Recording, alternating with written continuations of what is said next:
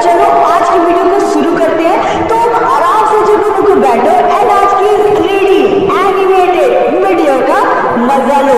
तो ये चैप्टर को स्टार्ट करते हैं। सबसे पहले ये समझते हैं कि हम लोगों को जो टाइटल है कंट्रोल एंड कोऑर्डिनेशन, उसका एग्जैक्टली मतलब क्या होता है। तो कंट्रोल का मतलब होता है कि हम लोग कैसे अपनी बॉडी को नियंत्रण में रख सकते हैं, कि किन चीजों से हम लोगों को दूर रहना है, क्या करना है, कैसे हम लोग अपनी बॉडी को रोक सकते हैं अगर हम लोगों को नहीं करना है तो। एंड कोऑर्डिनेशन का मतलब ये रहता है कि कैसे हम लोगों का जितने भी ऑर्गन है बॉडी के अंदर एक दूसरे से कोऑर्डिनेट करके अच्छे से प्रॉपरली अपने आप को मेंटेन रखती है एंड अच्छे से काम करती है। तो ये सबसे पहले हम लोग चैप्टर को स्टार्ट करते हैं। ये समझते हैं कि चैप्टर के अंदर क्या क्या पढ़ना है हम लोगों को। तो यार मेनली हम लोगों को इसके अंदर 3 टॉपिक्स को कवर अप करना है जो बहुत ज्यादा इंपॉर्टेंट है एंड मेनली पूरा चैप्टर इसी के अराउंड रिवॉल्व करेगा।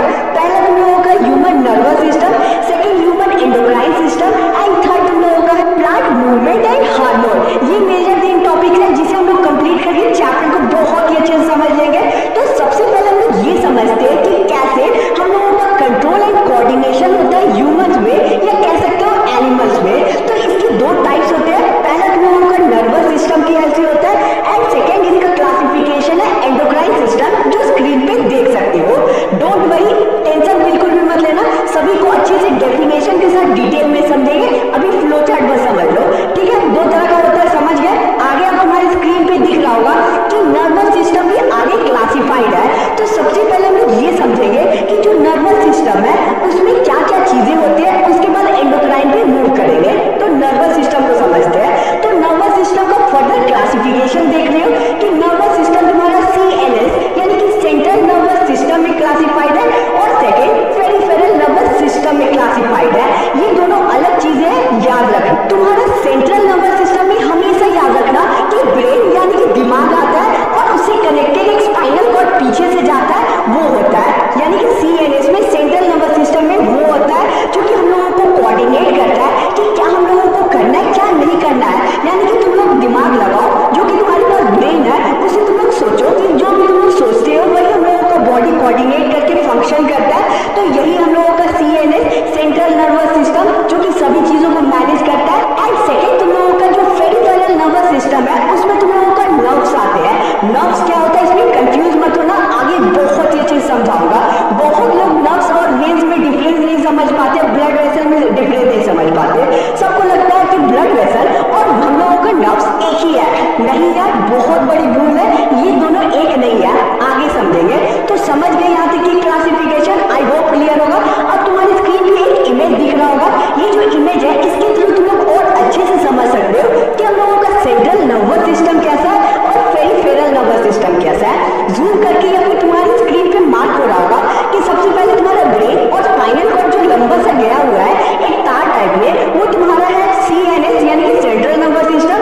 और तुम लोग देख सकते हो कि जितने भी रूट टाइप में हम लोगों की बॉडी में फैले हुए हैं ना, यानी कि पूरा बॉडी से कनेक्टेड है, फैला हुआ एक रूट सिस्टम, वो हम लोगों का नर्व है जो कि हमेशा तुम लोग देख सकते हो कि स्पाइनल कॉर्ड से most of the nerve connected है। तो ये समझ गया कि स्पाइनल कॉर्ड क्या है, ब्रेन क्या है, तुम्हारा नर्व्स क्या है, इतना तक क्लियर हो गया इमेज के थ्रू। अब तुम लोग देख सकते हो स्क्रीन पे कि स्पाइनल कॉर्ड का तुम लोगों का फिगर आ रहा होगा। बहुत कोई ये समझते कि तुम्हारा जो स्पाइनल कॉर्ड है वो तुम्हारा रिबकेज है। ये चीज सही है, लेकिन तुम लोगों में से बहुत स्टूडेंट ये भी समझते हैं कि स्पाइनल कॉर्ड ही तुम्हारा बैकबोन है, लेकिन नहीं यार, स्पाइनल कॉर्ड अलग होता है। स्क्रीन पे क्लियरली देख सकते हो फिगर, पूछा नहीं जाएगा। डोंट वरी, जो चीज मैं बोलूंगा इंपॉर्टेंट है, मार्क कर लो, याद कर लेना, उसे बस याद कर लेना, काम आएगा आगे।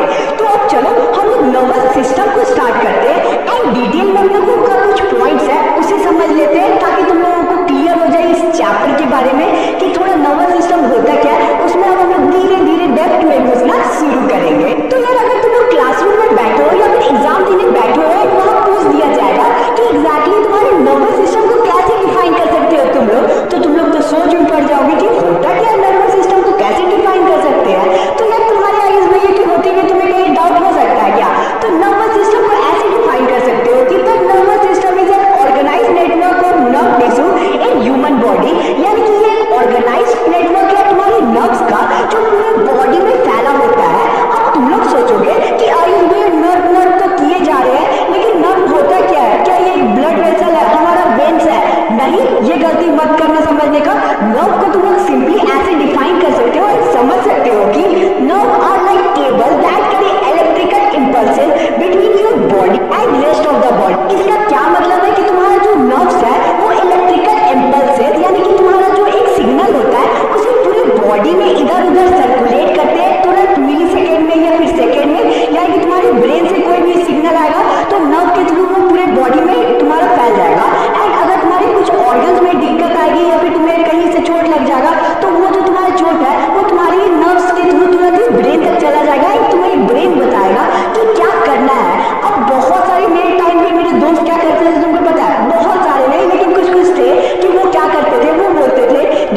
मैंने अपने नर्व्स को काट के अपनी क्रश का नाम लिख दिया।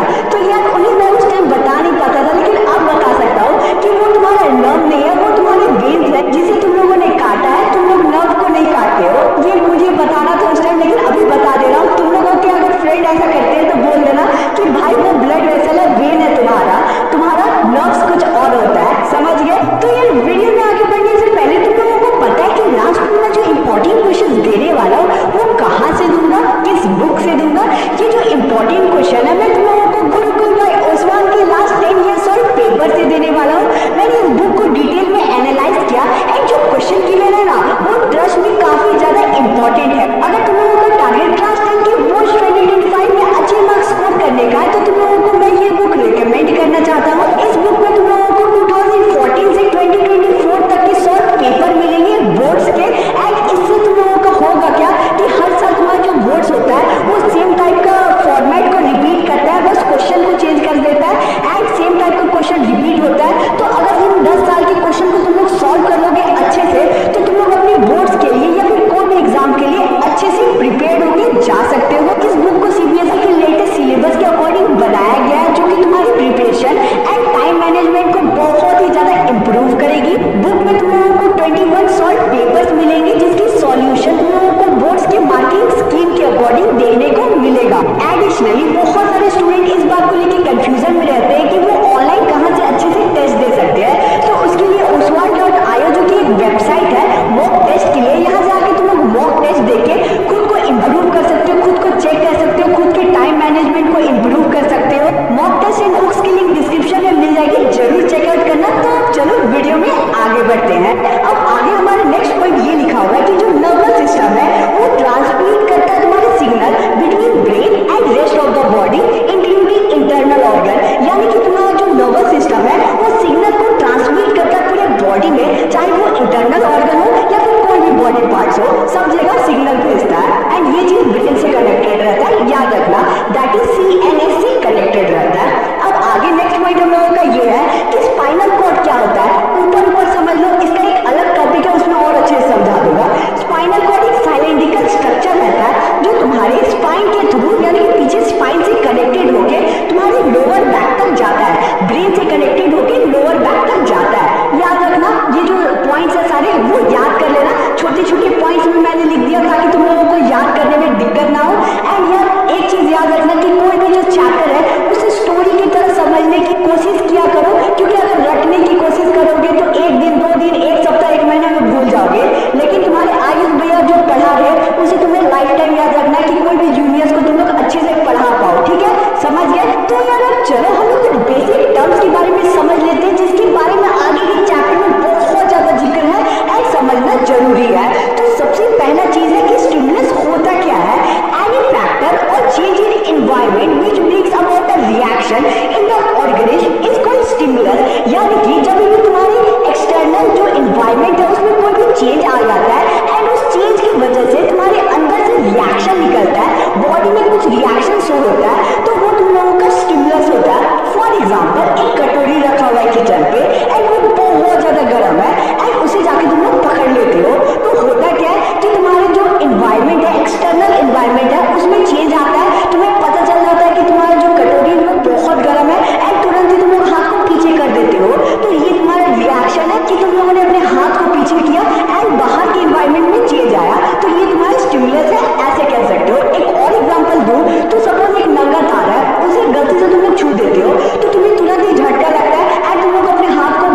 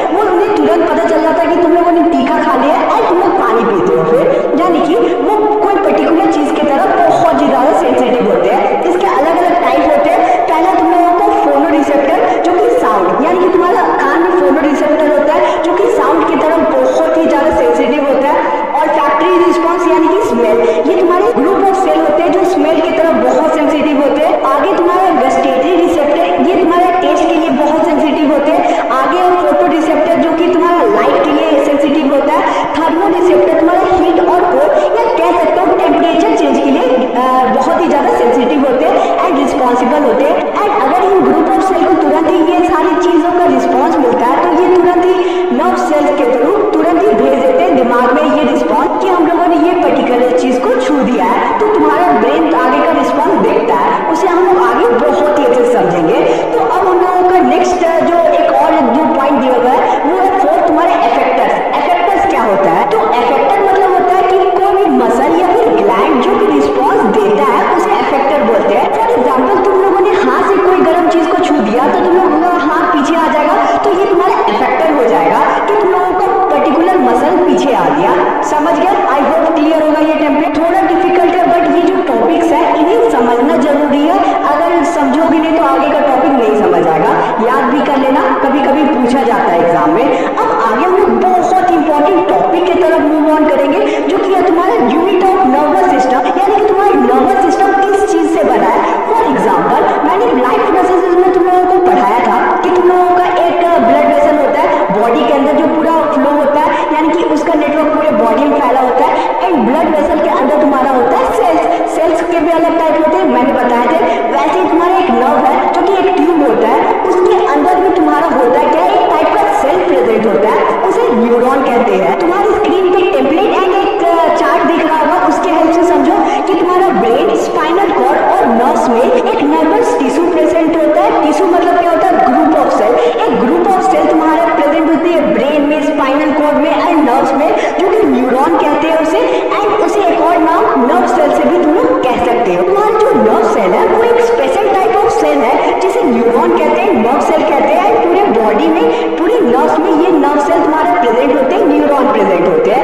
ये लार्जेस्ट सेल है बॉडी का, याद रखना इंपॉर्टेंट पॉइंट है। आगे तुम्हारा है कि एक नर्व तुम्हारे 1000 न्यूरॉन को कैरी करता है। तुम लोग बोलोगे कि बहुत कम है, तो यार ये जो तुम्हारा नर्व सेल है ना, ये इसका लेंथ बहुत लंबा होता है, इसलिए 1000 भी बहुत ज्यादा है।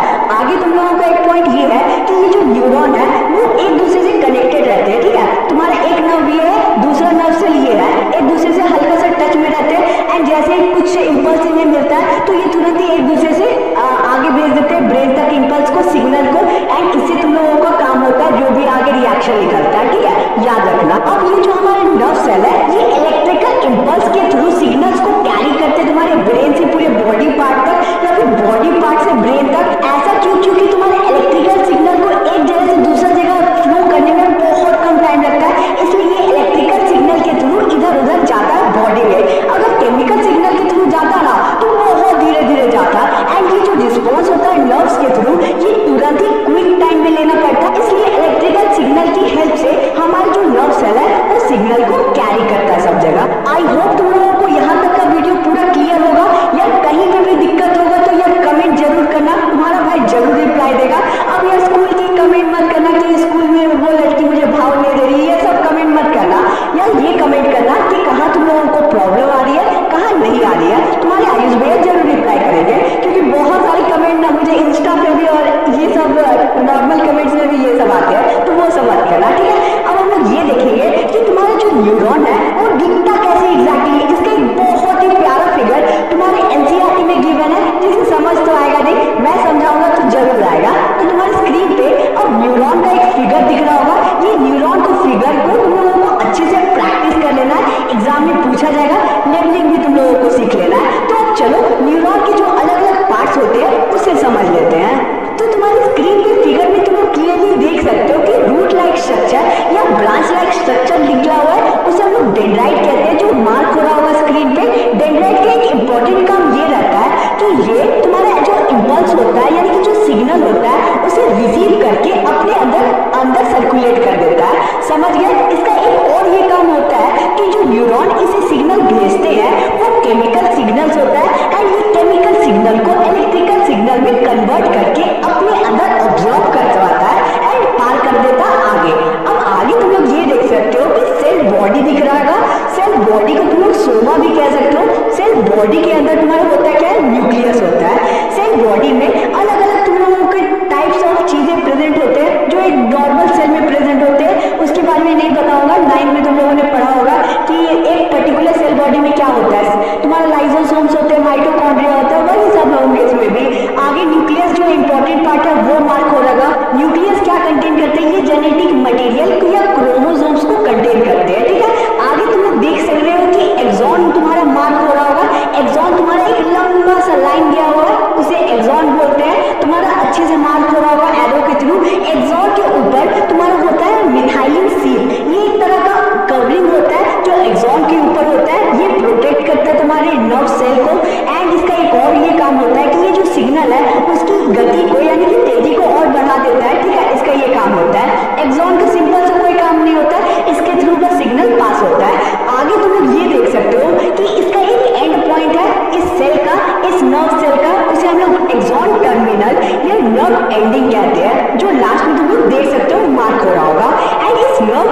में गोल गोल गोल गोल गोल छोटा सा चीज दिख रहा है, इसे हम लोग साइनेप्टिक नॉड कहते हैं। तुम्हारा एक्सॉन टर्मिनल क्या है? ये जो एक्सॉन टर्मिनल होता है ये दूसरे न्यूरॉन से कनेक्टेड रहता है एंड फिर सिग्नल दूसरे न्यूरॉन में भेज देता है। मैंने तुम लोगों को पहले ही बताया कि सारे न्यूरॉन एक दूसरे से थोड़ा सा टच में रहते हैं, ठीक है। उस टच में जो रहने का प्रोसेस है, यानी कि जितने भी उसमें बीच में गैप होता है ना, उसे साइनैप्स बोलते हैं। साइनैप्स के बारे में और अच्छे से आगे बढ़ेंगे, समझाऊंगा, नोट मत लो। एंड एक और चीज जो मैंने मिस किया इस फिगर में वो ये है कि मिथाइलिन सीट से कवर अप होता है तुम्हारा एक्सॉन। तो तुम लोगों का ये जो हमारा सेल है यानी कि जो नर्व है, इसे माइलिनेटेड न्यूरॉन भी कहते हैं। तो माइलिनेटेड न्यूरॉन का नाम आए तो कंफ्यूज मत होना, नर्व सेल की बात होगी।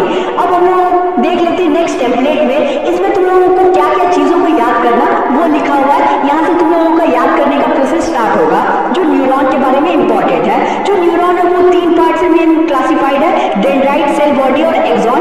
डेंड्राइट क्या होता है? ये ब्रांच लाइक स्ट्रक्चर होता है जो मैसेज को रिसीव करता है एंड फिर न्यूरॉन के थ्रू पास करता है। ये तुम्हारा जो है ट्रांसमिशन को अलाउ करता है एंड मैसेजेस तुम्हारा जो है वो सेल बॉडी तक पहुंचाता है। क्लियर होगा? सेल बॉडी क्या होता है? सेल बॉडी तुम लोगों का न्यूक्लियस कंटेन करता है, गोल्गी बॉडी कंटेन करता है, एंडोप्लाज्मिक रेक्टुलम को कैरी करता है, माइटोकॉन्ड्रिया होता है और भी कंपोनेंट होते हैं जो इंपॉर्टेंट है कोई भी सेल के लिए।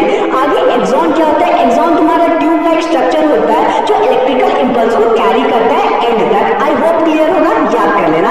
अब कुछ बेसिक टर्म है जो तुम लोगों को जानना होगा ताकि आगे हम लोग फंक्शन के बारे में, कैसे ये काम करता है ना तुम्हारा नर्व सेल, उसके बारे में समझेंगे। पहले बेसिक टर्म समझ लो। तुम्हारा जो बेसिक टर्म ये है कि नर्व इंपल्स क्या होता है। नर्व इंपल्स के बारे में मैंने बहुत अभी तक रिपीट कर दिया, लेकिन नर्व इंपल्स एग्जैक्टली होता क्या है? ये तुम्हारा एक इंफॉर्मेशन होता है जो कि केमिकल या फिर इलेक्ट्रिकल सिग्नल के फॉर्म में होता है, याद कर लेना। आगे तुम लोगों का ये है कि तुम्हारा जो नर्व इंपल्स है वो कैसे जनरेट होता है। ये तुम्हारा पोटेंशियल डिफरेंस के चलते जनरेट होता है नर्व्स में। आई होप क्लियर होगा। अब इंपॉर्टेंट चीज मार्क कर लो जो कि है साइनैप्स। साइनैप्स क्या होता है वो समझो, एनसीईआरटी में भी गिवन है। साइनैप्स तुम्हारा क्या है? साइट ऑफ ट्रांसमिशन है जहाँ पे इलेक्ट्रिकल नर्व अपना जो सिग्नल है वो दूसरे न्यूरॉन को दे देता है। फिगर में मार्क हो रहा होगा तो ये तुम लोग देख सकते हो कि एक गोल सा पॉइंट है, एक स्क्वायर टाइप का पॉइंट है, उसे साइनैप्स बोलते हैं। जहाँ पे 2 न्यूरॉन कनेक्ट होता है ना, उस पॉइंट को हम साइनैप्स बोलते हैं, याद रखना। एक इंपॉर्टेंट चीज जो यहाँ पे मार्क हो रही है येलो लाइन से, वो क्या है वो समझो। तुम्हारा जो साइनेप्टिक कनेक्शन जो न्यूरॉन एंड जो मसल सेल को कनेक्ट करता है उसे क्या बोलते हैं हम लोग? उसे हम लोग बोलते हैं न्यूरोमस्कुलर जंक्शन, जिसका फिगर तुम लोग देख सकते हो। एनसीईआरटी में भी इसका बहुत अच्छा फिगर दिया हुआ है, याद कर लेना। न्यूरोमस्कुलर जंक्शन किसको बोलते हैं? जब तुम्हारा नर्व सेल मसल सेल से कनेक्टेड होता है ना, उसे हम लोग बोलते हैं न्यूरोमस्कुलर जंक्शन, याद रखना। साइनेप्स का दूसरा नाम तुम्हारा है न्यूरोनल जंक्शन, जो तुम्हारे मार्क हो रहा होगा फिगर पे, ठीक है। न्यूरोनल जंक्शन क्या होता है तुम्हारी स्क्रीन पे भी दिख रहा होगा फिगर। मैं कोशिश करूंगा ज्यादा से ज्यादा तुम लोगों को फिगर की हेल्प से एक्सप्लेन करने का। आई होप यहाँ तक का पॉइंट क्लियर है। बेसिक टर्म्स जो मैंने समझाया, आगे तुम्हारा है कि आगे एग्जैक्टली तुम्हारा न्यूरॉन कैसे वर्क करता है, उसमें कैसे सिग्नल को पास होते हैं वो समझते हैं। सबसे पहला पॉइंट जो मार्क हो रहा होगा वो ये है कि सबसे पहले तुम्हारे इन्वायरमेंट में कुछ भी चेंज आता है ना, अच्छे से समझो। जब भी कोई भी चेंज आता है ना तो उसे हम लोग स्टिमुलस बोलते हैं। तो जैसे स्टिमुलस तुम्हारा एक्टिवेट होता है तो वो तुम्हारा जो सिग्नल है वो रिसेप्टर्स को भेजता है। रिसेप्टर्स क्या होता है? ग्रुप ऑफ सेल होता है जो कि कोई भी चीज के लिए बहुत ज्यादा सेंसिटिव होता है। तो जैसे रिसेप्टर को पता चलता है ना कि कुछ गड़बड़ हुआ है, तो वैसे ही वो जो सिग्नल है वो तुरंत ही तुम्हारा भेज देता है नर्व सेल के पास। नर्व सेल का सिग्नल भेजता है तो वो सबसे पहले टच में होता है तुम्हारा डेंड्राइट से। डेंड्राइट से केमिकल सिग्नल तुम्हारे कन्वर्ट हो जाता है इलेक्ट्रिकल सिग्नल में एंड फिर इलेक्ट्रिकल सिग्नल पूरा जो तुम्हारा न्यूरॉन है उसे फ्लो होके चंद सेकंड में, सेकंड भी नहीं बोल सकते हो कि उसका इतना कम टाइम होता है ना कि तुम लोग इमेजिन भी नहीं कर सकते हो। बस तुम्हारा इलेक्ट्रिकल सिग्नल उससे पास होता है, पास होकर नर्व एंडिंग तक पहुंचता है एंड नर्व एंडिंग में साइनेप्स के थ्रू तुम्हारा कनेक्टेड होता है 2 न्यूरॉन एंड फिर वो तुम्हारा सिग्नल होता है वो दूसरे न्यूरॉन में ट्रांसमिट होता है। सिंपल सा खेल है। वर्किंग 3 पॉइंट में पूरा अच्छे से एक्सप्लेन किया है, याद कर लेना। अगर 5 मार्क्स का क्वेश्चन आएगा जो जनरली पूछा जाता है इस टॉपिक से, तो तुम लोग फुल मार्क्स लेके आओगे। वर्किंग लिख देना, फिगर लिख देना, फिगर को अच्छे से एक्सप्लेन कर देना, फिगर को अच्छे से लेबल कर देना, फुल मार्क्स मिल जाएगा। आई होप क्लियर होगा ये पूरा हम लोगों का टॉपिक न्यूरॉन का। अब न्यूरॉन का एक फिगर दिख रहा है, छोटा सा फिगर है, सुंदर फिगर है। तुम लोग देख सकते हो कि कैसे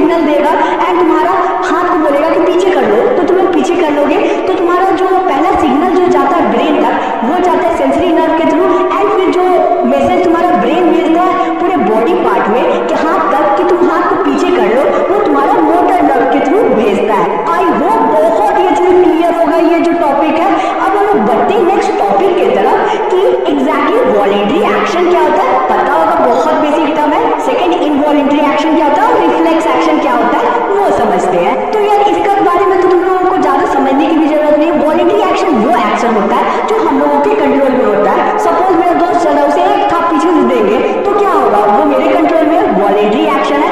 मैं चाहूँ तो तुम्हें पढ़ा सकता हूँ, मैं चाहूँ तो अभी चुप हो सकता हूँ, मेरे कंट्रोल में। ऐसे एक्शन जो मेरे कंट्रोल में, मैं जो चाहूँ वो कर सकता हूँ, वो वॉलेंटरी एक्शन बोलते हैं। इनवॉलेंटरी एक्शन वो होता है जो मेरे कंट्रोल में ना हो। इनवॉलेंटरी एक्शन में तुम्हारे क्या आएगा, हार्ट बीट। हार्ट बीट को तुम लोग रोक सकते हो, नहीं रोक सकते हो। अब तुम लोग बोलोगे कि हाँ सांस बंद कर लेना, हार्ट बीट कुछ टाइम में रुक जाएगा। अरे नहीं यार, तुम लोग खुद से कंट्रोल नहीं कर सकते हो अपने हार्ट बीट को, तो ये तुम्हारा हो जाएगा इनवॉलेंटरी एक्शन। सेकंड एग्जांपल दूं तो डाइजेशन के प्रोसेस को तुम लोग रोक नहीं सकते, कंट्रोल नहीं कर सकते, तेरे हाथ में नहीं है, तुम्हारे हाथ में नहीं है, तो तुम लोग उसे बोल सकते हो इनवॉलेंटरी एक्शन। थर्ड, तुम लोगों का ब्लड प्रेशर जो फ्लो होता है पूरे बॉडी में, वो भी तुम्हारे कंट्रोल में नहीं है, तो उसे तुम लोग बोल सकते हो कि ये इनवॉलेंटरी एक्शन है। पेरिस्टैल्टिक मूवमेंट जो मैंने पिछले वीडियो में बताया था लाइफ प्रोसेसेस का, अगर मिस किया होगा तो यार गद्दारी मत करना, देख लेना, बहुत ही अच्छे से एक्सप्लेन किया वन शॉट वीडियो में, एंड पार्ट्स में भी है, तुम लोग देख सकते हो, लिंक डिस्क्रिप्शन में मिल जाएगा।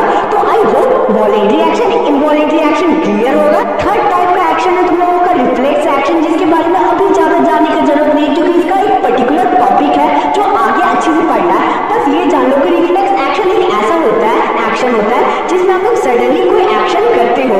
सपोज हम लोग नंगा पैर को छू दोगे तो हम लोगों का जो हाथ है वो अचानक पीछे आ जाएगा, तो ये एक सडन एक्शन है, रिफ्लेक्स एक्शन इसे हम लोग कहते हैं। आई होप ये तीनों क्लियर होगा। अब हम लोग बढ़ते हैं हमारे नेक्स्ट टॉपिक की तरफ एंड स्टार्ट करेंगे हमारे सेंट्रल नर्वस सिस्टम को, CNS को, जिसमें तुम्हारा ब्रेन आएगा एंड तुम्हारा स्पाइनल कॉर्ड आएगा। तो यार अब चलो हम लोग अपने दिमाग की हेल्प से दिमाग का पोस्टमार्टम शुरू करते हैं। तो यार सबसे पहले जो पॉइंट्स लिखे हुए ना स्क्रीन पे, उसे अच्छे से याद कर लेना, इंपॉर्टेंट पॉइंट्स है, क्योंकि कोई भी इंपॉर्टेंट पॉइंट्स के अलावा मैं वीडियो में कुछ बताता ही नहीं हूँ, तो मार्क कर लेना, जो ब्लू लाइन से मार्क है उसे याद कर लेना। सबसे पहले तुम्हारा जो ब्रेन है वो हाईएस्ट कोऑर्डिनेटिंग सेंटर है, यानी कि ब्रेन की हेल्प से ही सारे फंक्शन परफॉर्म होते हैं बॉडी में, या कह सकते हो कि most of the function perform किए जाते हैं ब्रेन की हेल्प से। हमारा जो ब्रेन है वो बॉडी बॉक्स कल से प्रोटेक्टेड होता है, जिसे हम लोग क्रेनियम बोलते हैं, याद कर लेना, मार्क कर लो, क्रेनियम बोलते हैं। जो बॉडी बॉक्स कल से प्रोटेक्टेड रहता है उसे क्रेनियम बोलते हैं। आगे हम लोगों का ये है कि जो हमारा ब्रेन है वो 3 मेम्ब्रेन से सराउंडेड है, जिसे हम लोग मीनिंग्स कहते हैं, एंड ये जो मीनिंग्स है ये हमारे ब्रेन के प्रोटेक्शन में बहुत ज्यादा काम करता है। आगे हम लोगों का ये है कि जो हमारा मेम्ब्रेन है, मीनिंग्स है, उसके बीच हम लोगों का फ्लूइड भरा होता है। ये जो फ्लूइड है इसे हम लोग बोलते हैं सेरिब्रोस्पाइनल फ्लूइड। इसका ये काम होता है कि ये हमारे ब्रेन को शॉक से बचाता है। सपोज अगर तुम लोग कार में जा रहे हो एंड एक्सीडेंट होता है तो अचानक बहुत बड़ा शॉक लगता है तुम्हारे आगे सर पे, ये जो फ्लूइड है वो शॉक को ऑब्जॉर्ब कर लेता है, तुम्हारे जो ब्रेन है उसे बचाता है। तुम लोग देख सकते हो कि कितना प्रिसाइजली हमारा दिमाग बना हुआ है एंड उसके अंदर कितने सारी चीज है उसके प्रोटेक्शन के लिए। आई होप क्लियर होगा। अब आगे हम लोग ये देखते हैं कि तुम्हारा जो ब्रेन है वो कैसे क्लासिफाइड है, यानी कि उसमें क्या क्या पार्ट्स होते हैं। तुम्हारा जो ब्रेन है उसमें सबसे पहले होता है तुम्हारा फोर ब्रेन, सेकंड तुम लोगों का मिड ब्रेन एंड थर्ड तुम लोगों का हिंड ब्रेन। आई होप तुम लोगों को क्लासिफिकेशन दिख रहे होंगे। तो अब आगे तुम्हारा जो फोर ब्रेन है वो कन्वर्टेड है, यानी कि क्लासिफाइड है। उसके अंदर आता है तुम्हारा cerebrum, thalamus and hypothalamus. I hope clear होगा। तुम्हारा जो मिड ब्रेन है उसमें आगे कोई भी क्लासिफिकेशन नहीं है। तुम्हारा हिंड ब्रेन क्लासिफाइड है पॉन्स में, सेरिबेलम में और मेडुला में। यहाँ तक का वीडियो क्लियर है। आगे हम लोग ये देखेंगे कि तुम्हारा जो फोर ब्रेन है वो कैसे काम करता है, उसमें सेरिब्रम, थैलेमस एंड हाइपोथैलेमस कैसे काम करता है। तो सबसे पहले हम लोग फोर ब्रेन की वर्किंग एंड उसकी डेप्थ में थोड़ा सा जान लेते हैं कि फोर ब्रेन आखिर काम कैसे करता है। तो फोर ब्रेन में तुम्हारा होता है सेरिब्रम, एंड सेरिब्रम किस लिए काम आता है, सेरिब्रम तुम्हारा है मेनली थिंकिंग के लिए, यानी कि जो भी तुम लोग चीज सोचते हो ना, समझते हो ना, वो तुम्हारे सेरिब्रम करता है। सेरिब्रम तुम्हारा रिस्पॉन्सिबल होता है लर्निंग के लिए, रीजनिंग के लिए, इंटेलिजेंस के लिए, पर्सनैलिटी के लिए, मेमोरी के लिए, और सारी जो वॉलेंटरी एक्शन तुम लोग जो करते हो ना, जो अपने कंट्रोल की हेल्प से करते हो। सपोज तुम्हें मारना है किसी को तो तुम लोग मान रहे हो, तो वो तुम्हारा वॉलेंटरी एक्शन है, तो वो तुम्हारा सेरिब्रम कंट्रोल करता है। क्लियर है। आगे तुम लोगों का थैलेमस, थैलेमस उतना इंपॉर्टेंट नहीं है, ये रिले स्टेशन है, उतना इंपॉर्टेंट यूज नहीं है, कभी क्वेश्चन नहीं पूछा जाता इसे। हाइपोथैलेमस बहुत इंपॉर्टेंट है, मार्क करो जो बोल रहा हूँ। हाइपोथैलेमस है एक स्मॉल एरिया जो तुम्हारे ब्रेन के बीच में प्रेजेंट होता है, जो मैंने स्क्रीन पे मार्क करके अभी दिखाया था। हाइपोथैलेमस का ये काम होता है कि ये हार्मोन्स को रेगुलेट करता है, कंट्रोल करता है, जनरेट करवाता है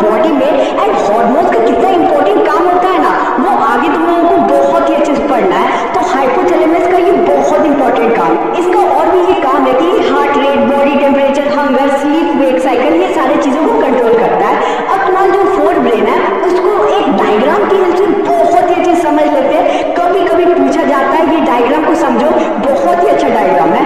सबसे नीचे तुम लोग देख सकते हो जो येलो लाइन से मार्क होता है उसे हम लोग बोलते हैं टेम्पोरल लोब। वो क्या होता है, तुम्हारा जो ग्रीन पार्ट है ना उसे टेम्पोरल लोब बोलते हैं। ये तुम्हारा जो है वो कंट्रोल करता है ऑडिटरी सिग्नल्स को और मेमोरी को, यानी कि तुम्हारा जो सुनने का शक्ति है ना उसे ये प्रोसेस करता है और मेमोरी को ये कंटेन करता है। ये वाला जो पार्ट जो ग्रीन पे है, आगे तुम्हारा आगे का सिर का हिस्सा है उसे हम लोग फ्रंटल लोब बोलते हैं। एंड ऑरेंज से मार्क हो रहा है जितना भी फ्रंटल लोब है ये तुम्हारा प्लानिंग, ऑर्गेनाइजेशन, सेल्फ कंट्रोल यानी कि खुद को कंट्रोल करने में हेल्प करता है। ये वाला पार्ट रिस्पॉन्सिबल होता है इसके लिए। पीछे का तुम्हारा थोड़ा सा ब्रेन है उसे हम लोग पैरेंटल लोब बोलते हैं। पैरिएटल लोब का ये काम होता है कि ये तुम्हारी बॉडी में टेम्परेचर को, टेस्ट को, टच को एंड मूवमेंट को कंट्रोल करता है, जो कि पिंक से डिनोटेड है। आगे तुम्हारा लास्ट है ओसिपिटल लोब। ओसिपिटल लोब तुम्हारा ब्लू से मार्क है। ये तुम्हारे सेंस और विजुअल सिग्नल्स को अच्छे से प्रिजर्व करके रखता है। यानी कि सपोज तुम लोग रात में सपना देखते होगे ना, तो सपना का कुछ हिस्सा तुम्हें याद रहता है ब्रेन में, एंड वो सारा विजुअल्स कौन तुम लोगों को ऑप्टिमाइज करता है, प्रिजर्व करके रखता है, वो तुम्हारा ओसिपिटल लोब करता है। याद रखना। आई होप फोर ब्रेन का पूरा अच्छे से पोस्टमार्टम कर लिया हम लोगों ने, सारी चीजें क्लियर है। कहीं पे भी दिक्कत है कमेंट कर, तुम्हारे आगे ब्रेन तुम्हें जरूर रिप्लाई देंगे, ठीक है। अब आगे तुम्हारा मिड ब्रेन आता है। मिड ब्रेन क्या होता है, ये तुम्हारे रिफ्लेक्स एक्शन को कंट्रोल करता है। इसके अलावा और कोई फंक्शन नहीं है, कोई दिक्कत नहीं है, इससे ज्यादा पूछा भी नहीं जाएगा, बस ये दिमाग में रख लेना। आगे तुम्हारा इंपॉर्टेंट पार्ट है हिंड ब्रेन। हिंड ब्रेन का क्या काम होता है वो समझते हैं। हिंड ब्रेन में तुम्हारा होता है पॉन्स। पॉन्स का क्या काम होता है, ये तुम्हारा रेस्पिरेशन को रेगुलेट करता है। इंपॉर्टेंट चीज है कि पॉन्स तुम्हारा रेस्पिरेशन को रेगुलेट करता है, याद कर लेना। सेरिबेलम, सेरिबेलम का एक ये ट्रिक है याद करने का, सेरिब्रम और सेरिबेलम। इन चीजों के बारे में मैं अपनी 10th में कंफ्यूज रहता था कि सेरिब्रम और सेरिबेलम तो एक ही जैसा है, कैसे याद करें। तो उसका बहुत इजी ट्रिक ये है कि सेरिबेलम में बी आता है तुम्हारा, बी का मतलब होता है बैलेंस करना, बेलम मतलब बैलेंस करना। तो इसका यही काम होता है कि सेरिबेलम तुम्हारी बॉडी को बैलेंस करने में हेल्प करता है और इसकी जो पोस्चर है उसे मेंटेन करने में हेल्प करता है। तुम्हारा जो सेरिबेलम है वो एक्यूरेट मूवमेंट को करने में हेल्प करता है, जैसे कि walking, dancing, riding bicycle, picking up pencil, ये सारा तुम्हारा जो कंट्रोल करता है वो सेरिबेलम करता है। क्लियर है। आगे तुम्हारा लास्ट है मेड्यूला। मेड्यूला का क्या काम होता है कि सारे इनवॉलेंट्री एक्शन को कंट्रोल करता है। इनवॉलेंट्री एक्शन यानी कि खुद के कंट्रोल में नहीं रहता है, जैसे कि heart beat, digestion, peristaltic movement, sneezing, coughing, ये सारी चीजें को ये कंट्रोल करता है, मैनेज करता है। आई होप ब्रेन का सारा चीजें क्लियर हो गए, कहीं पे भी डाउट नहीं है, बोल दो डाउट नहीं ना, नहीं होगा क्योंकि तुम्हारे आयुष भैया ने बताया। और है भी तो इंस्टा पे कांटेक्ट कर लो, इंस्टा तुम लोगों को दिख रहा होगा स्क्रीन पे, इंस्टा पे भी कांटेक्ट कर सकते हो। मैं लगभग में सारे रिप्लाई देता हूँ, जो भी मुझे अच्छे अच्छे क्वेश्चन पूछते हैं इंस्टा में मैं उन्हें रिप्लाई जरूर देता हूँ, तो तुम लोग फॉलो कर लेना और क्वेश्चन भी पूछ सकते हो। आगे हम लोग बढ़ते हैं। एंड अगर एग्जाम में आ गया कि 5 फंक्शन बताओ ब्रेन का, तो क्या लिखोगे तुम लोग, चलो वो समझ लेते कि 5 फंक्शन क्या होता है ब्रेन का। सबसे पहला फंक्शन है ये मूवमेंट को कंट्रोल करता है, यानी कि तुम्हारा वॉकिंग, रनिंग या फिर कोई भी चीज तुम लोग कर रहे हो, सपोज मैं पढ़ा रहा हूँ तो ये सारी चीजों को कंट्रोल करता है। पहला पॉइंट याद कर लेना।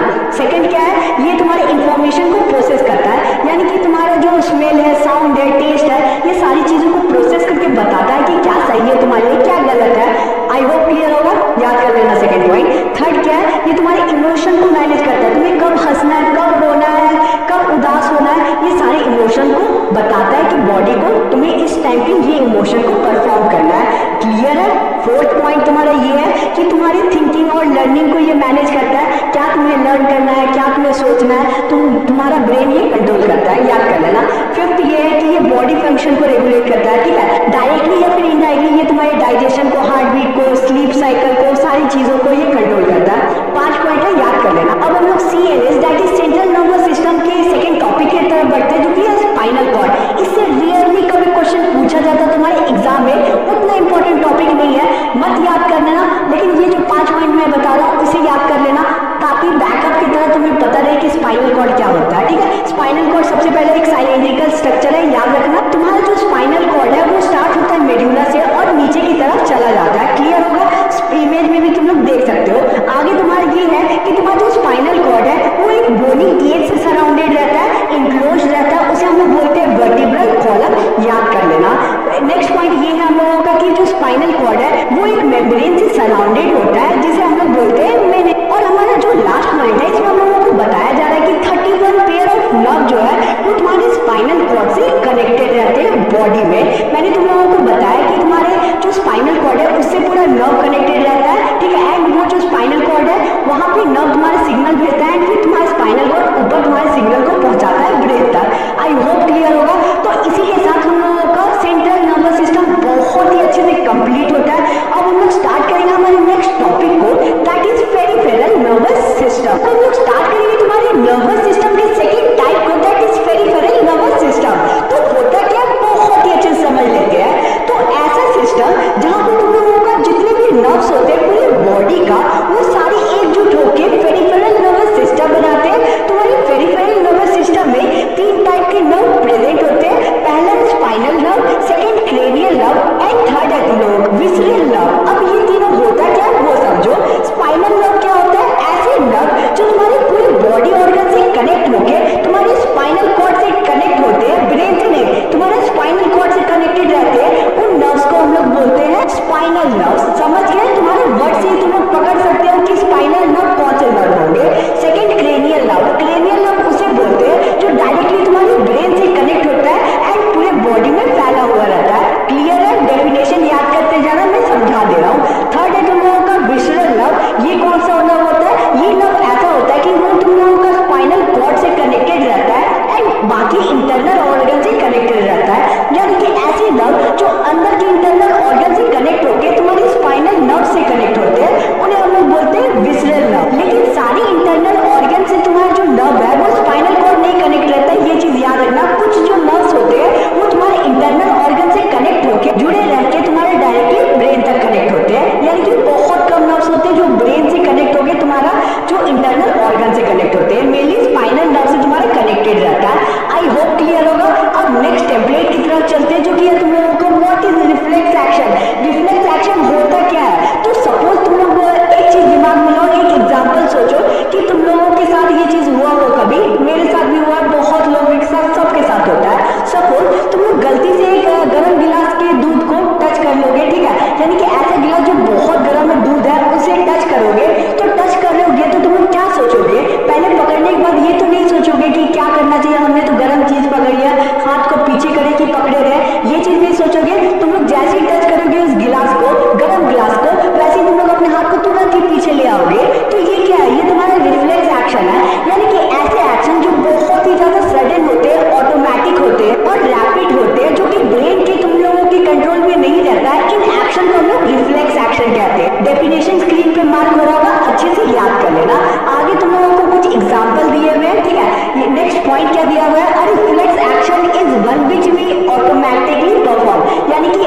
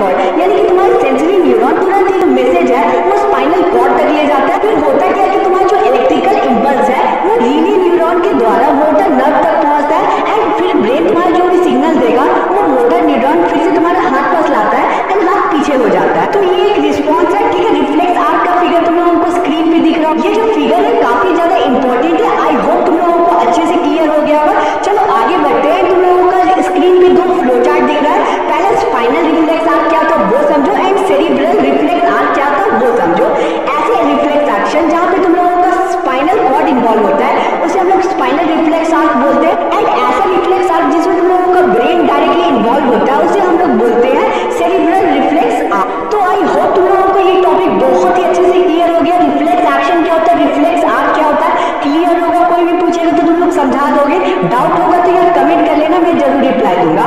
आगे बढ़ते हैं और हम लोग ये देखते हैं कि तुम्हारा जो पेरिफेरल नर्वस सिस्टम है उसके दो टाइप्स होते हैं। कोई भी नहीं बताता तुम लोगों को, मैं बता देता हूँ, एग्जाम में आ जाएगा तो लिख के आना, ठीक है। पहले तुम लोगों का ऑटोनॉमिक नर्वस सिस्टम, सेकेंड है voluntary nervous system. Autonomic nervous system क्या होता है? द वर्ड ऑटो का मतलब होता है तुम लोगों का सेल्फ और नॉमस का मतलब होता है गवर्निंग, यानी कि ऑटोनॉमस का मतलब होता है सेल्फ गवर्न, यानी कि एक ऐसा नर्वस सिस्टम जो तुम्हारे इंटरनल ऑर्गन को गवर्न करता है, उसे हम लोग बोलते हैं ऑटोनॉमिक नर्वस सिस्टम। याद रखना, for example blood vessel, heart, alimentary canal, lungs, ये सारे चीजों को तुम्हारा ऑटोनॉमिक नर्वस सिस्टम कंट्रोल करता है। याद कर लेना, सारे पॉइंट इंपॉर्टेंट है। सेकेंड है वॉलेंटरी नर्वस सिस्टम, क्या होता है वो समझो, यानी कि ऐसा एक्शन जो तुम लोग अपने सोच के समझ के करते हैं, जैसे कि तुम लोग डांस कर रहे हो, वॉकिंग कर रहे हो, साइकिलिंग कर रहे हो, तो ये सारा चीज जो है तुम लोग सोच समझ के कर रहे हो, तो ये तुम लोगों का वॉलेंटरी नर्वस सिस्टम के अंडर। आई होप क्लियर होगा। चलो बढ़ते हैं नेक्स्ट टॉपिक के तरफ, जो कि है हार्मोन। तो यार इस टॉपिक को समझने से पहले खुद को शाबाशी दे दो सबसे पहले, क्योंकि तुम लोगों ने इस वीडियो का आधा जर्नी लगभग में कंप्लीट कर दिया। तुम लोगों ने नर्वस सिस्टम को बहुत ही अच्छे से समझ लिया, जो बहुत ही डिफिकल्ट टॉपिक था। कांग्रेट्स यार। आगे तुम लोग मुझे कमेंट करके बताओ कि तुम लोगों का मोटिवेशन मीटर कितना है। 10 में 10 होना चाहिए। चलो अगर 10 में 9 हो गया कोई बात नहीं, थोड़ा सा रेस्ट ले लो, वीडियो को पॉज कर लो एंड फिर कंटिन्यू करना। वीडियो को 5 सेकेंड दे रहा हूँ, 1 2 3 4 5। आई होप तुम लोगों ने पॉज कर लिया होगा वीडियो को, इधर इधर से घूम के आगे होगी, माइंड फ्रेश हो गया। मोटिवेशन मीटर 10 में 10 है। अब तैयार हो आगे बढ़ने के लिए। अगर मोटिवेशन मीटर अभी भी लो है तो एक चीज याद करो, तुम लोग इस पढ़ाई के थ्रू, यानी कि अपने अच्छे मार्क्स के थ्रू अच्छे से पढ़कर तुम लोग अपनी लाइफ में बहुत सारी चीज ऐसे अचीव कर सकते हो जो तुम लोग बाकी सारी चीज को करके नहीं कर सकते हो। तो पढ़ाई एक चाबी है, तुम लोगों का जो ताला है वो पढ़ाई की चाबी से ही खुलेगा एंड सारे तुम लोग गोल आराम से अचीव कर लोगे अगर अच्छे से पढ़ाई करते हो। तुम लोग सारे सपने जो तुम लोग देखते हो ना, वो इस पढ़ाई के थ्रू अच्छे से कंप्लीट हो सकते हैं।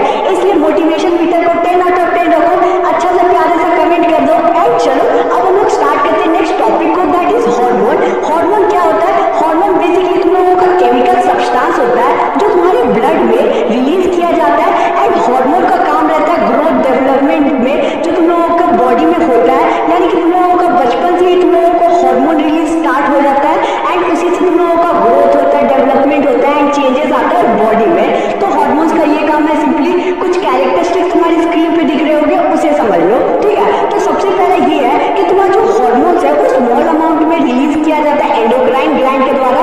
हार्मोन डायरेक्टली ब्लड स्ट्रीम में पोर किया जाता है, यानी कि डाल दिया जाता है। तुम्हारा जो हार्मोन है वो केमिकल मैसेंजर्स के नाम से भी जाना जाता है। फोर्थ पॉइंट ये है कि जो तुम्हारा हार्मोन है वो स्पेसिफिक टिश्यू एंड ऑर्गन को टारगेट करके रिलीज किया जाता है। एंड फिर तुम्हारा ये है, हार्मोन तुम्हारी बॉडी को बहुत ही अच्छे से कंट्रोल कोऑर्डिनेट करता है, ग्रोथ डेवलपमेंट में बहुत काम आता है। क्लियर होगा कैरेक्टरिस्टिक। अब हम लोग बढ़ते हैं नेक्स्ट टर्म की तरफ, जो कि है ग्लैंड। ग्लैंड क्या होता है वो समझो। Gland are structure which secrete a specific substance, यानी कि ग्लैंड ऐसे स्ट्रक्चर होता है जो कि स्पेसिफिक चीज को सेक्रेट करता है तुम्हारे ब्लड में या फिर कहीं और, ठीक है।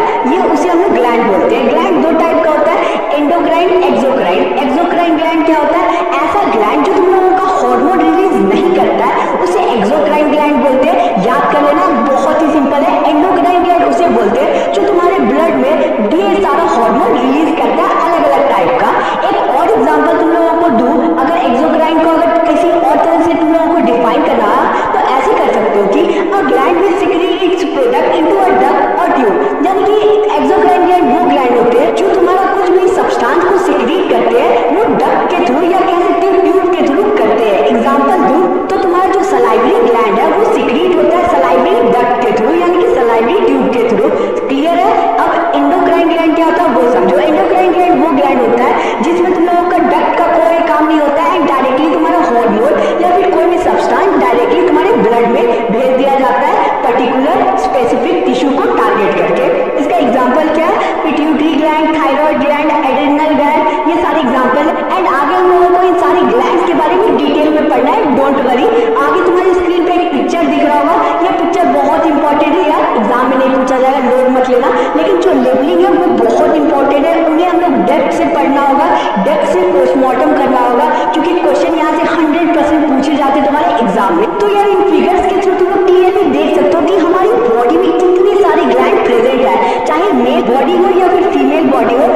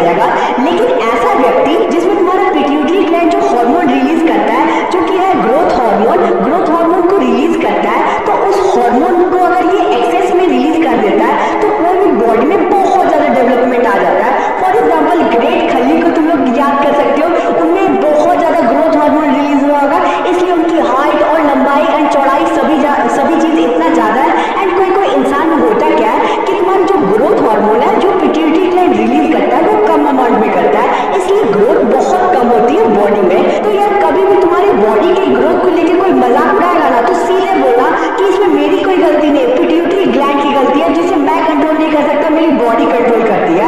तो यार क्योंकि तुम लोगों का गलती नहीं है, तुम्हारा जो ग्रोथ है वो तुम्हारे हाथ में नहीं होता, पिट्यूटरी ग्लैंड के हाथ में होता है। वो हार्मोन रिलीज करता है, उसी से होता है। क्लियर है? पिट्यूटरी ग्लैंड तुम लोग देख सकते हो कि कैसा दिखता है पिट्यूटरी ग्लैंड अपने इमेज में एंड फिगर में। आगे हम लोगों का नेक्स्ट ग्लैंड है थायराइड ग्लैंड। थायराइड ग्लैंड तुम्हारा लोकेशन है विंड पाइप, यानी कि ये विंड पाइप के अंदर प्रेजेंट होता है। हार्मोन कौन सा रिलीज करता है? ये थायरोक्सिन हार्मोन रिलीज करता है, याद कर लेना। इसका फंक्शन क्या होता है? ये तुम लोगों को मेटाबॉलिज्म रेट को बढ़ाता है, कार्बोहाइड्रेट के, फैट के एंड प्रोटीन के, यानी कि ये कंट्रोल करता है तुम्हारे कार्बोहाइड्रेट, फैट्स, प्रोटीन की रेट ऑफ मेटाबॉलिज्म को। क्लियर है? याद कर लेना। आगे होता क्या है कि एक इंपॉर्टेंट टेम्पलेट तुम्हारी स्क्रीन पे दिख रहा है, इसे समझ लो कि तुम्हारा जो आयोडीन है वो एक बहुत ही नेसेसरी इंपॉर्टेंट एलिमेंट है, जिसे थायरोक्सिन हार्मोन बनता है थायराइड ग्लैंड में। यानी कि थायराइड ग्लैंड जो तुम्हारे गले में प्रेजेंट है ना, उसे सेक्रीट करने के लिए, थायरोक्सिन सेक्रीट करने के लिए तुम लोगों को आयोडीन का मात्रा बॉडी में रहना बहुत ज्यादा जरूरी है। फॉर एग्जाम्पल, जो भी बॉडी में आयोडीन की कमी होती है ना, उसमें तुम लोग देख सकते हो कि तुम लोगों का थायरोक्सिन हार्मोन की कमी हो जाएगी। एंड इससे होता क्या है, तुम्हारा ग्वाइटर का प्रॉब्लम होता है। इमेज में क्लियरली देख सकते हो, ग्वाइटर एक ऐसा प्रॉब्लम है जिसमें तुम्हारा गला जो है वो बहुत ज्यादा फूल जाता है। तुम लोग कभी ना कभी किसी को देखे होंगे जो ग्वाइटर से सफर करता है, गला फूल जाता है, तो उसे ग्वाइटर होता है, यानी कि उसकी बॉडी में आयोडीन की कमी होती है, जिसकी वजह से थायरोक्सिन तुम लोगों का रिलीज नहीं हो पाता बॉडी में एंड ग्वाइटर का फॉर्मेशन होता है। तुम्हारा जो आयोडीन है वो अलग अलग तुम्हारे फूड आइटम्स में मिलता है। नमक बेसिकली ज्यादा आयोडीन होता है, इसलिए नमक में तुम लोगों को यानी कि ठीक ठाक अमाउंट में खाना चाहिए, ना कम ना ज्यादा, ये चीज याद रखना। आगे हम लोगों का नेक्स्ट ग्लैंड है पैराथायरॉइड ग्लैंड। ये कौन सा ग्लैंड है? इतना इंपॉर्टेंट ग्लैंड नहीं है, तो उतना ज्यादा डीप से तुम लोगों को पढ़ना नहीं है। तुम लोग इमेज में देख सकते हो कि तुम्हारा जो ग्लैंड है ये 4 टाइप का होता है, यानी कि 4 तुम लोगों के पैराथायरॉइड ग्लैंड प्रेजेंट होते हैं। कहाँ लोकेशन है वो देखो, ये बेसिकली तुम लोगों का थायराइड ग्लैंड में प्रेजेंट होता है। थायराइड ग्लैंड कहाँ प्रेजेंट होता है? कमेंट में बताओ। ऑब्वियसली विंड पाइप में प्रेजेंट होता है, विंड पाइप में थायराइड ग्लैंड प्रेजेंट होता है एंड उस ग्लैंड के अंदर तुम लोगों का पैराथैलेमस ग्लैंड प्रेजेंट होता है, जो कि 4 होता है, इमेज में देख सकते हो। आगे ये कौन सा हार्मोन रिलीज करता है? ये पैरेथ हार्मोन रिलीज करता है, याद कर ले। अब इसका फंक्शन क्या है कि ये तुम्हारी ब्लड में कैल्शियम और फॉस्फेट लेवल को मेंटेन करके रखता है, इंपॉर्टेंट काम है।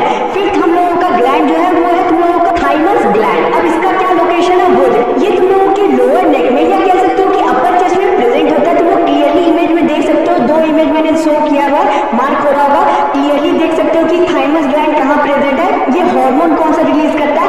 ये सिंपली थाइमस हार्मोन रिलीज करता है। इसका फंक्शन क्या होता है वो समझो।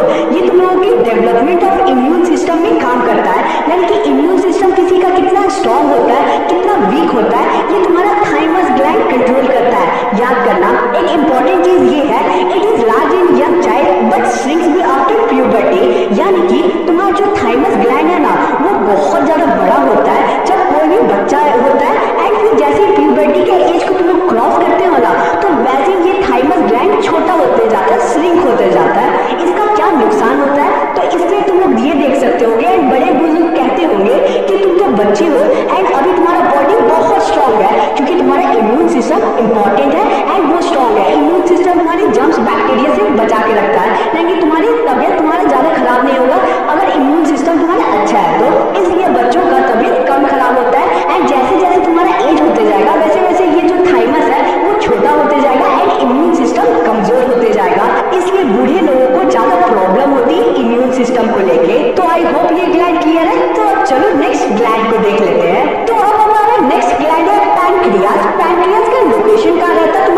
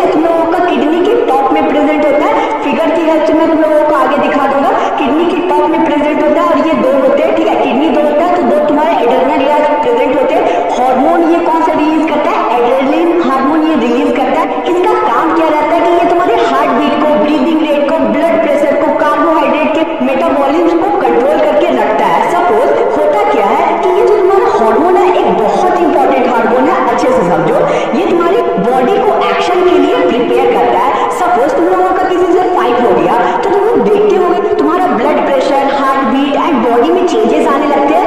एंड ये जो चीज होता है ये तुम लोगों के एड्रेनलिन हार्मोन के चलते होता है। ये तुम लोगों के इमरजेंसी सिचुएशन में काम आता है एंड बॉडी को प्रिपेयर करता है कोई भी चीज के एक्शन के लिए। सीधे साधे शब्दों में समझना चाहो तो ये इमरजेंसी सिचुएशन के लिए बॉडी को प्रिपेयर करता है। एग्जाम्पल दूं तो ये तुम्हारे फाइट के लिए, तुम्हारे इमरजेंसी सिचुएशन के लिए, एक्साइटमेंट में, डांस करने में, जब तुम्हें एनर्जी की बहुत ज्यादा जरूरत पड़ती है ना, तब ये हार्मोन ब्लड में मिलकर तुम्हारी एनर्जी लेवल को बढ़ाता है, क्योंकि तुम लोगों को उस टाइम एनर्जी की काम आती है। समझ गया? क्लियर होगा? इमेज तुम्हारी स्क्रीन पे दिख रहा है कि एड्रेनल ग्लैंड कहाँ प्रेजेंट हो। नीचे जो तुम लोग इमेज देख रहे हो उसमें क्लियरली देख सकते हो कि एक आदमी जो है उसे कुत्ता दौड़ा रहा है, ठीक है। तो इस टाइम पे एड्रेनलिन हार्मोन रिलीज हो रहा है। इसे वो क्या रहा है कि तुम्हारा जो बॉडी है वो एक्शन सिचुएशन के लिए तैयार हो रहा है। फाइट का इमेज देख रहे हो, इस टाइम पे जब तुम लोग कभी भी बहुत गुस्सा आता है तो तुम्हारा एड्रेनलिन हार्मोन रिलीज होता है। क्लियर है? अब नेक्स्ट ग्लैंड की तरफ बढ़ते हैं जो कि है टेस्टिस। ये प्रेजेंट कहाँ रहता है? ये तुम्हारा प्रेजेंट होता है मेल में एंड ये जो ग्लैंड है ये तुम्हारे टेस्टोस्टेरोन हार्मोन को रिलीज करता है ब्लड में। इसका काम क्या रहता है? ये तुम्हारे मेल सेक्स ऑर्गन की डेवलपमेंट में काम आता है। तुम लोगों को पता ही होगा सारे मेल्स में ये प्रेजेंट होता है एंड ये तुम्हारी मेल सेक्स ऑर्गन के डेवलपमेंट में काम आता है। सेकेंड, ये तुम्हारी स्पर्म के प्रोडक्शन में काम आता है। थर्ड, तुम्हारे development of moustache, beard, more body hair, ठीक है। तुम्हारे मसल को इंक्रीज करता है मेन में। तुम लोग हमेशा देख सकते होगे एंड जो जिम जाते हैं उन्हें पता होगा, वो लड़का जो जिम डेली जाता है एंड वो लड़की जो जिम डेली जाती है, उन दोनों में मसल का डिफरेंस बहुत ज्यादा होता है, क्योंकि तुम्हारा जो मेन होते हैं उसमें टेस्टोस्टेरोन लेवल ज्यादा होता है, इसलिए मसल की डेवलपमेंट ज्यादा होता है। लेकिन वुमेन्स में तुम्हारा टेस्टोस्टेरोन लेवल नहीं रहता है, टेस्टोस्टेरोन प्रेजेंट ही नहीं रहता है, इसलिए वुमेन्स कितना भी जिम कर लेंगे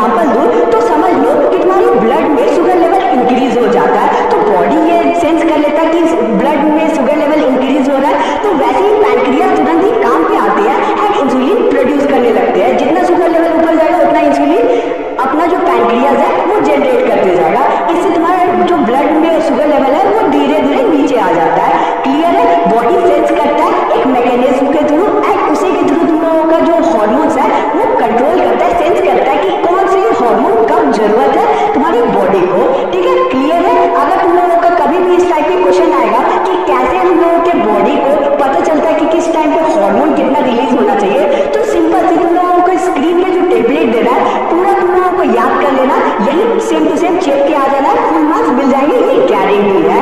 तो चलो स्टार्ट करते हैं हम लोग हमारे नेक्स्ट टॉपिक को। तो यार अब ये देखने का टाइम आ गया कि तुम लोग वीडियो में कितना फोकस कर रहे हो। तो इस टाइम पर घंटी बजाओ क्वेश्चन। तो यानी कि तुम लोगों को ये जो क्वेश्चन में अभी स्क्रीन पे दिख रहा है इसका आंसर कमेंट एरिया में देना है, एक एक वर्ड में, कम से कम वर्ड में तुम लोगों को देना है। इससे ये पता चलेगा कि कितने फोकस के साथ तुम लोगों ने अभी तक का वीडियो देखा है। तो सबसे पहला क्वेश्चन ये है कि स्टिमुलस होता क्या है। इतना पूरा वीडियो मैंने स्टिमुलस तो कह दिया है एंड आगे की वीडियो में भी बहुत स्टिमुलस का यूज होगा, तो वो होता क्या है एक वर्ड में बताओ। सेकंड ये है कि डेंड्राइट का एक फंक्शन बताओ जो बहुत ही इंपॉर्टेंट है। थर्ड क्वेश्चन ये है कि सेंसरी न्यूरॉन तुम्हारा सिग्नल कहां से कहां कैरी करता है। फोर्थ क्वेश्चन ये है कि साइनेप्स क्या होता है एक वर्ड में बताओ। फिफ्थ ये है कि तुम लोगों का सेरिबेलम का एक फंक्शन बताओ। सेरिब्रम का बात मैं नहीं कर रहा हूँ, सेरिबेलम का बात कर रहा हूँ। इसका मैंने एक ट्रिक बताया था, B4 क्या होता है तुम लोग बताना।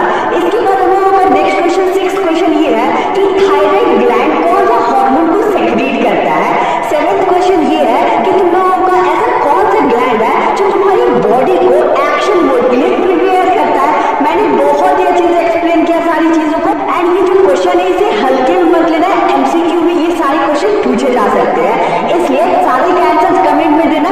सबका कमेंट में देखूंगा एंड सबको मैं बताऊंगा कि तुम लोगों ने सही बोला है कि गलत बोला है। तो चलो हम लोग स्टार्ट करते हैं हमारे लास्ट टॉपिक को, that is control and coordination in plant. कि हमारे प्लांट में कैसे कंट्रोल और कोऑर्डिनेशन होता है। ह्यूमन में तो पूरा अच्छा से एक सिस्टमैटिक नर्वस सिस्टम होता है एंड ऑर्गन्स होते हैं, लेकिन हमारा जो प्लांट है उसमें कैसे उसकी ग्रोथ होती है, डेवलपमेंट होती है, इन सारी चीजों के बारे में बहुत ही अच्छे से जान लेते हैं। तो देखो यार तुम्हारा सबसे पहला पॉइंट ये लिखा है कि तुम्हारा जो प्लांट है उसमें कोई भी नर्वस सिस्टम होता नहीं है, इसलिए जो प्लांट है वो हार्मोन्स को यूज करते हैं एंड मूवमेंट्स को यूज करते हैं कंट्रोल एंड कोऑर्डिनेशन के लिए।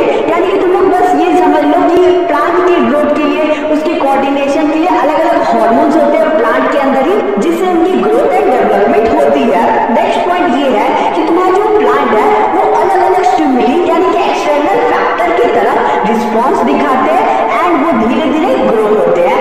ये दो पॉइंट है, क्लियर है। अब तुम्हारा जो कंट्रोल एंड कोऑर्डिनेशन है प्लांट में वो दो टाइप्स में होते हैं, एक मूवमेंट होता है एंड सेकेंड हार्मोन का काम होता है। मूवमेंट यानी कि कैसे तुम्हारा जो प्लांट है किस चीज की तरफ मूव करते हैं उसके बारे में पढ़ना है एंड हार्मोन में हम लोगों को ये पढ़ना है कि जो प्लांट है वो स्पेसिफिक हार्मोन को रिलीज करते हैं ग्रोथ में, डेवलपमेंट में एंड प्लांट के बहुत सारे फंक्शंस में। क्लियर है ये कॉन्सेप्ट। अब हम लोग नेक्स्ट टेम्पलेट में बढ़ते हैं एंड सबसे पहले हम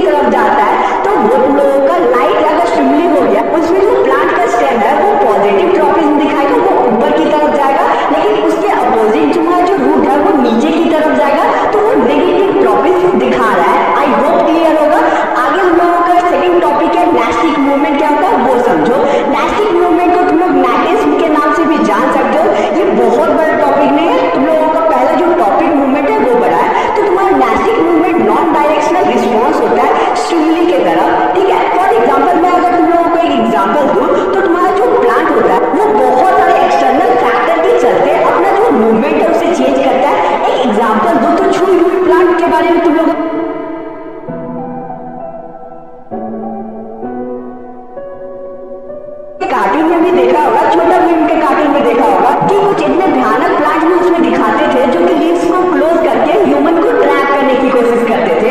ऐसे प्लांट एग्जिस्ट करते हैं जो इंसेक्ट को ट्रैप कर लेते हैं। वो तो स्टिमुली की तरह अपना रिस्पॉन्स नहीं दिखा रहे, वो रिस्पॉन्स दिखा रहे टच की तरह कि कोई भी इंसेक्ट उसमें जाके बैठ जा रहा है तो उनका जो लीव्स है वो क्लोज हो जा रहा है, या फिर कोई भी इंसान अगर कोई प्लांट को छू रहा है तो उसका लीव्स क्लोज हो जा रहा है। तो ऐसे प्लांट्स को हम लोग बोल सकते हैं कि वो एक मैजिक मूवमेंट शो कर रहे हैं। तो क्लियर डेफिनेशन है, याद कर लेना। वैसे जनरली पूछा नहीं जाता है, ठीक, इसको ऐसे डिफाइन कर सकते हो, non directional response to stimuli that occur in plant and are not related to the direction of